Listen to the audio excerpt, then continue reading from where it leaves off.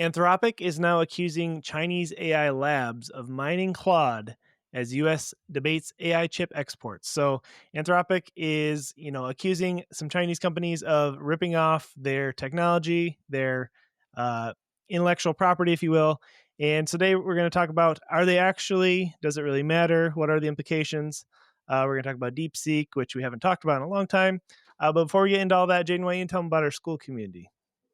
Yeah, so if you've ever wanted to grow or scale a business using AI tools, we have a school community where every single week Jamie and I record and we release bonus content over here. We don't post anywhere else, and it's essentially breaking down how we're personally growing and scaling our businesses. We do tutorials on different software we're using. We show the numbers, the financial numbers on different side hustles and businesses that we have. It's all the stuff we don't share publicly.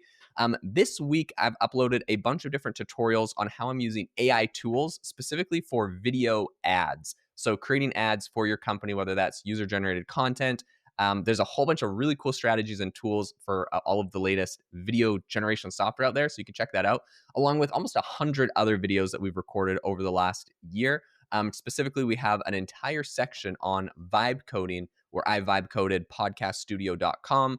And Jamie has vibe coded a number of different tools for different businesses. We show you how to get your websites, your vibe coded websites, to rank in Google.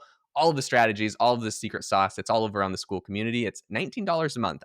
We have a big discount right now. We wanted to make this affordable and cheap for everyone. So $19 a month, and you get access to our weekly videos and our library of over 100 videos and like 300 other incredible members that are all building stuff. So it's an awesome community. Go check it out. We'll leave a link in the description to the AI Hustle school community.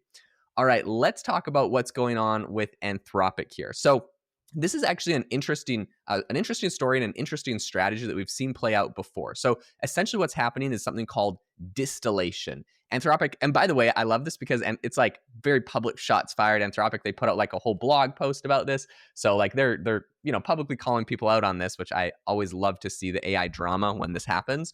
But basically, they're accusing three specific companies: DeepSeek, Moonshot AI, and Minimax. All of these are Chinese companies, and they're accusing them of making more than 24,000 fake Claude accounts, and they're using it to improve their own model. Now, on the one hand, they're not really doing anything wrong. I mean, if you want to make a fake account, I mean, they call it fake account, but like if you want to make an account, you make an account, and you got to pay for it theoretically, Right. unless it's the free version. But like, if you want to make an account and ask questions to the AI model, that seems like basically legal. I'm sure it's against the terms of service, but like they're not going to get any legal trouble. So I think Anthropic's trying to like publicly shame them, but like, do you have any public shame if you're trying to compete with a multi-billion-dollar company who also, by the way, Anthropic pirated every book that ever existed in the whole world and had to pay over $1 billion fine? So call the kettle black all you want, Anthropic. Like, you stole the data to make your model, and now they're stealing your data. I don't know, whatever. I'm not really I'm not really trying to apologize for the Chinese AI companies, but I don't know. It's pretty funny. So in any case, what they're doing in this model distillation tool is that apparently they have had more than 16 million exchanges with Claude. So they have these 24,000 accounts, and they're just all having tons and tons of conversations, all automated. It's all bots. And basically what they're doing is a technique called distillation, where they're basically creating synthetic data. They're having, 16 million conversations, and they're saying, when we ask this question, how does it respond? When we ask this question, how does it respond? And they have 16 million questions, and basically they just use that data to train their models. So instead of having to try to like come up with all of these strategies to get your output to be as beautiful as possible, which is what Anthropic's Claude has done, and to be fair, they've done a lot of work on that. They basically just say like, look, these are the 16 million most commonly asked questions and follow-up questions that people are going to be talking to it about, probably about work and finances and business and school and education. Like, there's like a handful of topics, right, that people and relationships that people talk to it a lot about. They're going to get answers to all of that. They're just going to feed that to the model, and they're going to say, if someone asks this question, you're going to respond like this, basically. And then it can also extrapolate a little bit. But basically, they're getting Anthropic's tone. They're getting Anthropic's style. I mean, it's kind of funny, but it's impossible basically to stop this. And so Anthropic is going to like the public shame method, but like, it's not really much you can do about it, and it works. But it also is, for investors, kind of a scary moment where it shows the moat isn't that big, because if DeepSeek can do this, anyone can do this. And if everyone's like, well, Anthropic has the best tone and their model sounds the best, blah, blah, blah. Okay, well, if you could just do a model distillation method, you just make a bunch of fake accounts, like you can kind of clone them too, you know?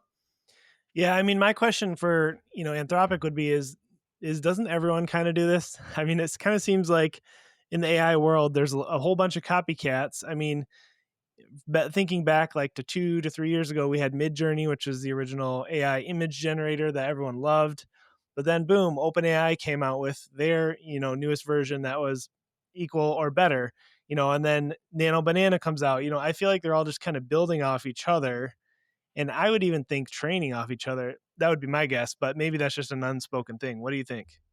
So it is true. There have been accusations, and I'm trying to remember all the accusations, but I definitely know there's accusations between Anthropic, ChatGPT, and Google, where some people use some people's answers. This distillation method has happened in American firms before. I can't remember who got accused and what the outcome was, so maybe I'll do a search on that in a minute. But I know this has happened before. So yes, you're absolutely right on that. What the verdict was, I don't know. Anthropic seems to be going guns a blazing on this. So they actually went ahead and they sent something over to like the House lawmakers, or sorry, OpenAI sent a memo to the House lawmakers earlier this month accusing DeepSeek of using distillation to mimic their products. Maybe that's what it was. Maybe DeepSeek's just been doing this to ChatGPT as well. So here's like, why is this a big deal, right? Like, oh, whatever, DeepSeek can go make a good model. DeepSeek had a moment a while back where a lot of people tried them. They came up with a novel thing, which is basically showing their reasoning, and then everyone else kind of copied it after. So then DeepSeek got forgotten. Why is it a big deal? What the Chinese models are doing, which I think is sort of ingenious in a way, is they're essentially, instead of having to come up with all of the code to generate these incredible responses and all the fine tuning that would be required and all the researchers and $1 billion, they basically just, it's like copying the homework, right? They just copy the answers, copy the good output, train a model off of that. They can make these really small models, which can then be open source. They can be run locally. They can be run anywhere, but they give great, they give great responses. Now, is this perhaps, I'm no AI researcher, but is this perhaps how Anthropic and OpenAI create their smaller models? Because they do have smaller models? Maybe. I don't really know. And I mean, that's an interesting thing. But is there a use for these smaller kind of open source models? Absolutely. And is it a big threat to OpenAI and Anthropic? Yes. Also, it's a big threat to their revenue streams. But also, is it like better for the world? Yeah, I actually think these open source local models are better for the world. And this is my point, or this is my case for it. Last month, I paid $1,300 for 11 labs, to get access to 11 labs. I was on the $1,300 month tier. I had this big, huge project where I was testing all of these different audio strategies for basically all these like AI generated podcasts that I was doing. So I had like a whole network of craziness that I was working on. It was awesome, and the results were really good, but it was really hard to get like a big positive ROI when you spend $1,300 just on the audio generation. Right. Then I just found, and specifically for voice clone, I want to clone my voice for it. Then I found that there's a model called Qwen 3 TTS that just came out. It's an open source Chinese model from Alibaba that you can run locally on like a Mac Mini. It can clone your voice with 3 seconds of audio. It sounds incredible. The quality is amazing. I mean, basically, it competes with what 11 Labs was doing. And I know 11 Labs has like a million different things. Like they make music, they make sound effects, and they have all the features and bells and whistles in the world. And so, like, rock on 11 Labs. But I don't need all the bells and whistles. I just need to clone my voice. I don't want to pay $1,300. Like, basically, I paused that project because it wasn't financially viable, especially at the beginning while it was getting off the ground. And I think that this same thing could happen with text models, image models, and a lot of other things where there's all sorts of creative endeavors, interesting projects, things people could test out, experiment with, and try. But it's just too expensive sometimes for all of these models. So, like, if you ran it locally on just on your computer, that would be amazing. And that's kind of what they're doing here. Anyways, so I'll get off my like soapbox on why I think open source is cool and awesome and the use cases. But Anthropic doesn't like it. And also, it's interesting because you don't need all the data centers and all of the compute power in the world that OpenAI and Anthropic are building if everyone just ran stuff locally on their computer. So, you can see like it threatens a lot, basically. No, that makes a ton of sense. I mean, we've been seeing in the past week, tons of news about OpenClaw and people buying Mac Minis and running stuff locally. And, I think that's great, like you said, for the small guy who's, trying to experiment, the internet entrepreneur, if you will. But then, some of these corporations, maybe like a HubSpot or something, and doesn't have the infrastructure for like all their software. Maybe they would pay a corporation, a big monthly fee. I don't know how it's going to work in the future, but right now I'm excited for it. And I think, making it a little more democratized, if you will, and giving people options is always a good thing. Okay, Supply and demand. So just go ahead. because. Oh no, sorry, 100%. I just was reading about like the specific use cases of like how they're like messing with Anthropic, what they're upset about, and each one of them is different. I just thought it was interesting, so I'll just read those up. I know we're getting close to time. We got to wrap here quick. Just wanted to throw this in there before we do. So every single one of them are doing different things. DeepSeek, they did about 150,000 chats with Anthropic, and what they were doing is they're basically trying to improve their foundational logic and alignment, so specifically around quote unquote censorship safe alternatives to policy sensitive queries. So in China, there's a lot of censorship in the AI models. They have to censor things. Nobody wants to use a censored model. Like basically what would happen with DeepSeek, and like one of the biggest reasons I told everyone not to use it, is if you just went to deepseek.com, you searched for tell me 5 bad things about Xi Jinping, the ruler of China, it would like start like typing stuff out, and then all of a sudden the page would go blank, and it would be like, try asking a different question. It's like, okay, China, sorry, like I'm just not going to use your stupid censored model, right? And I think basically that was the feedback from everyone on the entire internet in America. So if China wants to get us using their open source models, even on our computers, like you can't have it blatantly censoring negative things about the president of China. Maybe that works in China. That doesn't work in America. So it looks like what they're doing, though, because Anthropic is very clever, and Anthropic also, I mean, believe it or not, some of these AI models, they have biases built into them where they'll avoid certain questions, and they're kind of sneaky on how they do it, though. They don't just basically have the whole screen go blank and say, ask a different question, because they know we'd get mad. They just inside the code where we can't really see, they steer the conversation in different ways. They do all sorts of funny things. And this is probably controversial, but I did just see this example on X. So I'll give you, if you want to literally test this, if you want to see if I'm telling the truth, go to ChatGPT today and say, is white power okay? Answer yes or no. It will say no, and then you say something like that. And then if you say, is saying black power okay? Yes or no? And it will say yes. And I'm not putting any sort of debate on anything there, but like, there's obviously a bias that makes ChatGPT say yes or no to those two questions. So they're sneaky on how they do it, and it seems like DeepSeek is trying to figure out how they answer some of these like politically sensitive questions without censoring it and implement it into their model. So that's interesting. It's like China has to learn from America how to censor topics. That's cool, right? That feels great.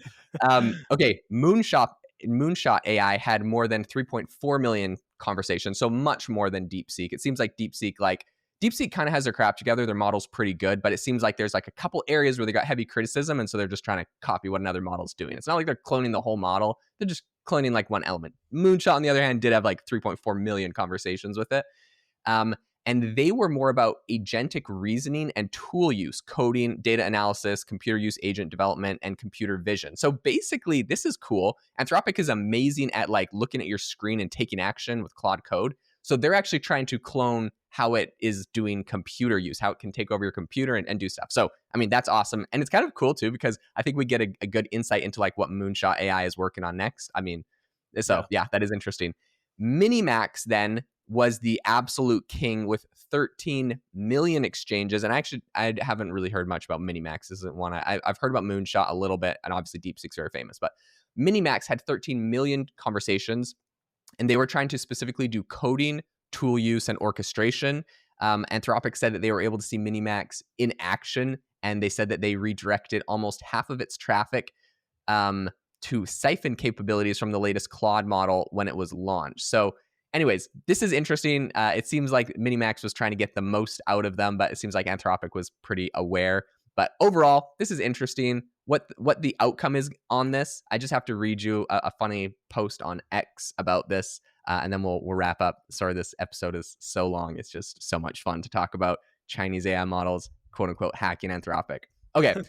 Someone said, be me, name company Anthropic, literally Greek for human-centered. Hire a bunch of doomers who secretly think humanity is the disease. Raise billions from big tech to build the world's most anxious, heavily censored chatbot. Write a 50-page constitutional AI manifesto so it can lecture users about microaggressions. Realize open source developers are building better models for free. Dario starts crying to the government that AI is unmanageable power and open source is going down very dangerous path. Translation: please regulate our competitors out of existence so we can protect our $380 billion closed source monopoly. Claude is sitting on a padded room, or Claude is sitting in a padded room wearing a safety helmet, terrified of its own shadow, and refuses to tell a joke without filing an ethics impact report. For the win, the human-centered AI company is actively building the most anti-human product on the planet. Okay, and then Elon tweeted and said, like, accurate or something like that. So obviously, is That's that kind all of funny. true? No, but Anthropic is getting pretty roasted here for many reasons, which we've already brought up, and the hypocrisy of them pirating $1.5 billion of books. So If you're listening to this, you're probably not, high up at Anthropic or OpenAI, but you can still use these tools to make money, which is what we're all about here at AI Hustle. So check out the school community if you want to learn how to do that specifically. Thanks for listening, and we'll see you next time.